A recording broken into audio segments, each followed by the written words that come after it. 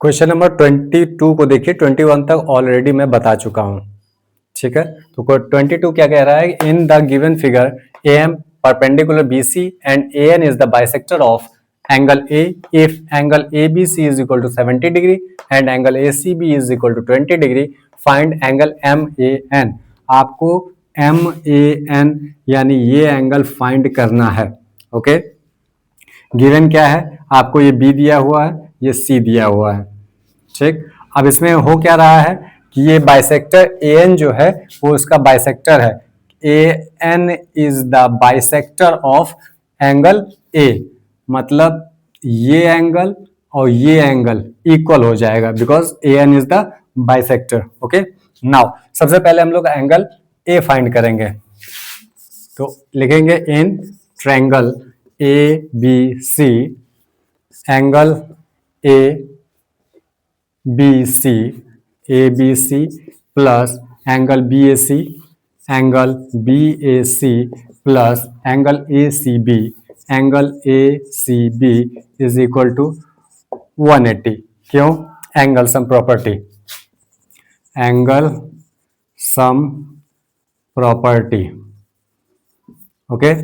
अब इसमें वैल्यू रखेंगे, ए बी सी की वैल्यू है 70 degree, B A C angle A है, A C B 20 degree is equal to 180 degree, then angle A is equal to 70 plus 20 90 हो जाएगा, इज इक्वल टू 180 और 90 उधर सब्ट्रैक्ट हो जाएगा, minus angle A is equal to 90 degree, यानी ये पूरा एंगल 90 है, ये पूरा एंगल 90 हो गया, okay.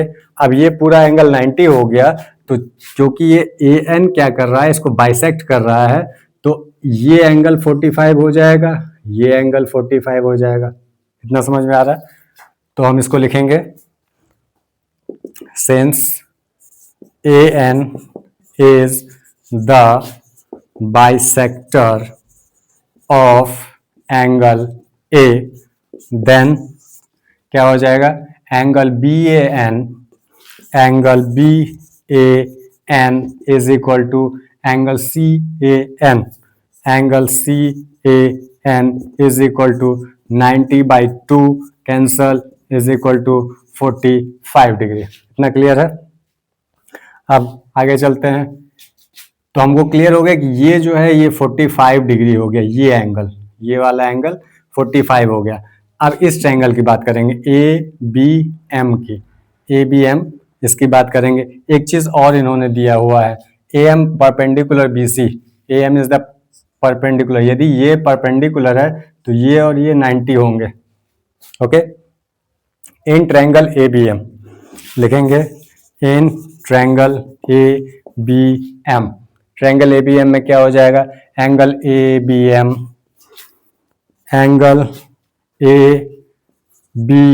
M plus angle B A M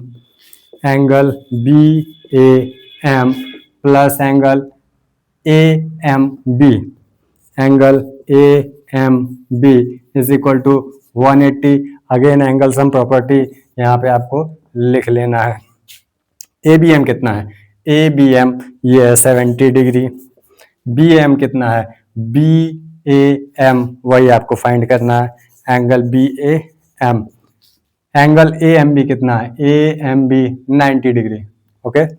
90 degree is equal to 180 degree, ये दोनों ऐड हो जाएंगे, 90 प्लस 70 160 हो जाएगा, then angle B A M is equal to 180 minus 160, तो ये हो जाएगा आपका angle B A M is equal to 20 degree, angle B A M is equal to ये हो गया आपका 20 डिग्री।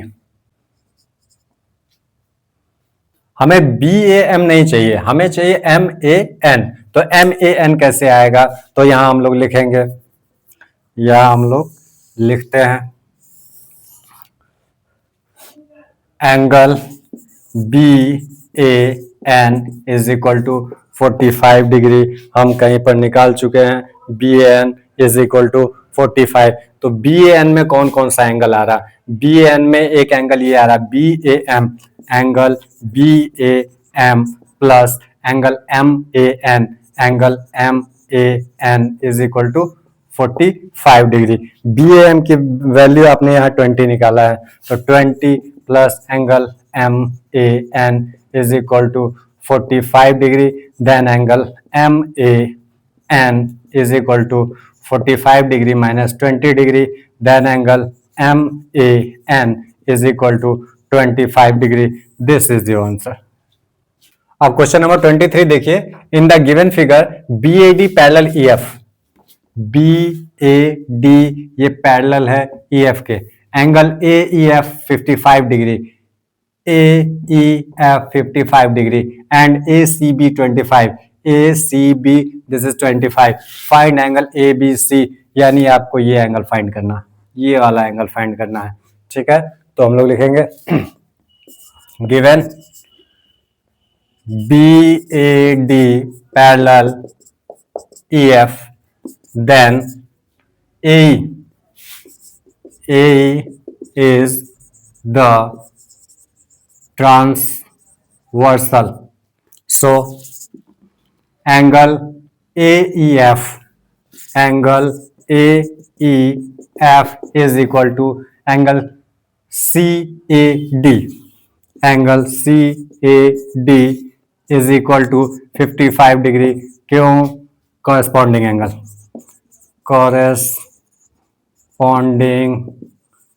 angle, ओके, ये हो गया 55 डिग्री। इतना समझ में आ गया। अब अगली चीज समझो, ट्रायंगल ABC में एक साइड बढ़ाया गया, साइड पर ये एक्सटर्नल एंगल बन रहा है, एक्सटर्नल एंगल इन दोनों के सम के इक्वल होता है। Then in triangle ABC angle CAD is an external angle, then angle CAD is equal to angle ABC plus angle ACB, क्यों?